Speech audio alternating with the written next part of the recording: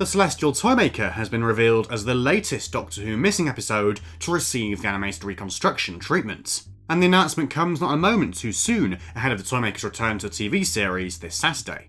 So this news has just been released. I will be sort of reacting to it live. I haven't had too much chance to look at the press release or anything yet, but I will be going through all the information you need to know in this video. Suffice to say, it's always exciting to have a new missing episode animation to look forward to, and a First Doctor one as well, because we've been lacking in those in recent years. We've had quite a few Second Doctor ones, obviously most recently with the Underwater Menace. We've had things like Evil of the Daleks, the Immortal Snowman, etc. I think the most recent First Doctor one was Galaxy 4, and that was back in 2021, I want to say. So yeah, more First Doctor animations are well overdue. It's fantastic to have this, and the Celestial Toymaker is the perfect choice, the perfect story to animate next, because obviously the Toymaker, like I say, is just about to return to the TV series.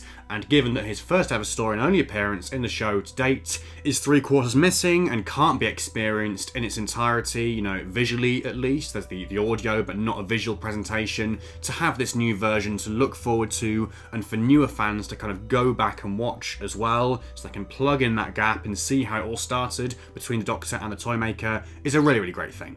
So this will be a 2-disc set, obviously containing the new animation and presumably the surviving episode as well, alongside special features that we'll get into a bit later on. It is of course a Season 3 story from the First Doctor's era, starring William Hartnell as the First Doctor, Peter Purves as Stephen Taylor, and Jackie Lane as Dodo Chaplet, with Michael Gough as the Toymaker. And it'll be released on DVD, Blu-ray and Steelbook formats at a date yet to be confirmed, but presumably sometime early next year to kind of latch on to all the Toymaker stuff that's going on at the moment. And there is a brief trailer to watch and some preview images from the animation. The kind of headline here, I think, is that it's a more sort of 3D style, mocap style, like with that Web of Fear animation a couple of years back, the controversial Web of Fear animation. But yeah, this certainly looks a bit better. I think still with certain fans, this isn't perhaps going to go down so well. I think a lot of people are going to reserve judgments because, it is a different style to the traditional 2D animation that we've seen with the majority of other animations and Second Doctor animations we've had in the past few years. It's a different style. It perhaps actually suits this story a bit better though, because it's kind of a wild, wacky story with all these wild and wacky characters. And the Toymaker himself is this all-powerful being with this toy room and everything at his control. So I think to some extent, yeah, perhaps it does kind of suit the tone of the story, but obviously the proof will be in the pudding when the final thing is released. So, fans of Doctor Who have long lamented the loss of the original 1966 master recordings of all except one of the Celestial Toymaker installments. BBC Studios have carefully created an animated presentation of this lost classic story using off-air audio recordings of the missing 3 episodes. The Celestial Toymaker sees the Doctor and companions separated when they come up against the Toymaker. While the Doctor plays the trilogic game, Stephen and Dodo are forced to play seemingly childish, but ultimately dangerous games, with the aim of being reunited and getting back to the TARDIS. All episodes have been animated in both colour and black and white, and include original film elements, which have been fully restored. And in the way of special features, we seem to have reconstructions of episodes 1 to 3, so presumably telesnap reconstruction using off-air photographs and telesnaps, and obviously the original recordings as well. We have, on that note, a new restoration of episode 4, The Final Test, the only one that still survives in the archives. We have new audio commentaries. It doesn't say who's included on them, but presumably people that are still around, that were involved in the production at the time, so people like Peter Purves, etc. We have a special feature on the making of the animation, a feature titled Doctor Who Escape Room Team First Doctor. No idea what that is, but I'll look forward to it, or whatever it ends up being. We have Sylvester McCoy's introduction for episode 4 from the original VHS release, and then a photo gallery and PDF material including camera scripts. And that's all, so quite a short press release, not too many details on this yet. Obviously no cover art or anything, I suppose that'll come later, and no release date pinned down. But like I said before, I think they will want to capitalise on the Toymaker's return in the giggle and kind of jump on that bandwagon, so I wouldn't be surprised if this came out like in the first few months of next year sometime. It's great to have another animation, that's the bottom line here. It's great to have more of these things in development, because there was a period for the past few years where we thought perhaps that there wouldn't be any more coming because of funding issues and changes and things like that behind the scenes.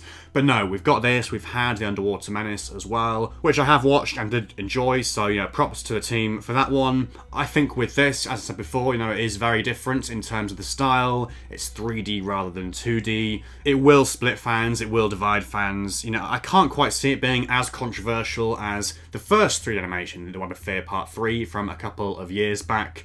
But still, you know, with this, I can't quite work out myself either what I think of it, whether I like this, whether I think it does suit the story, or whether actually it does look a bit strange, a bit off. I'm not too sure yet. I'm yet to kind of make my mind up on that. But I think in any case, you know, it's great to finally have a visual version of this Celestial Toymaker to look forward to, this new presentation of those episodes which, you know, contain this villain who is returning for the 6th anniversary. It just makes sense to have this, and it's one of those stories as well that I think will really benefit from the animation treatment. There was someone on YouTube that animated just the first parts, I believe, a year or two ago, and, you know, that was a similar sort of style to this actually. Again, it was kind of, you know, playing with it and taking some liberties in terms of the space and the visuals and everything. But that is sort of the route that I think I would want them to go down with something like this and a story like this. You know, don't just be confined by the telesnaps, by the limitations of the time. Don't just do something really, really faithful, you know, within the studio walls. You know, have fun with it, go wild with it, within reason, of course. But, you know, this is the Toymaker we're dealing with here, this all-powerful being, so have fun, and, yeah, make his toy room as wild and bombastic and colourful as possible. What are your thoughts on the Celestial Toymaker receiving the animated treatment?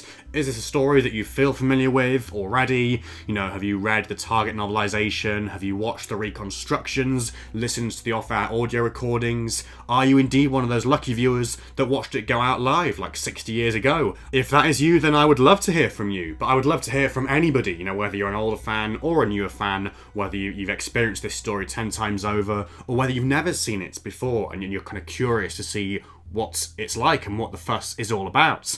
You know, is this a story that people wanted to see animated? Do you think it's a good choice? Do you think this will work in terms of the direction they've taken? Or do you have some reservations? Whatever the case, let me know all of your thoughts down in the comments below. And there will be links to pre-order this new animation also in the video description. If you have enjoyed this video, please do leave a like and subscribe to the channel if you're new for more stuff like this in the future. But otherwise, until the next one, thank you so much for watching, and goodbye for now.